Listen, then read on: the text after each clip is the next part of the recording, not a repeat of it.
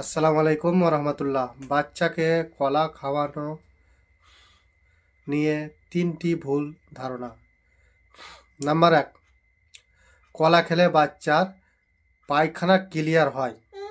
আসলে পাকা কলায় প্রাকৃতিক সুগার থাকে, ফলে পরিমাণ একটু বেশি খেলে পায়খানা কষা হয়। নাম্বার 2, জ্বর হলে বা ঠান্ডা লাগলে বাচ্চাকে কলা খাওয়ালে আরও বেশি হয়, এটি সম্পূর্ণ ভুল ধারণা। নাম্বার 3, শীতকালে বাচ্চাকে কলা খাওয়ালে বাচ্চার ঠান্ডা লাগে, এটি সম্পূর্ণ ভুল ধারণা। কলা একটা এইরকমই জিনিস, বাচ্চার শরীরে কোনো ধরনের ক্ষতি করে না, এতে সবসময় উপকারী হয়। তাই আমরা সকলে চেষ্টা করব বাচ্চাকে কলা খাওয়ানো।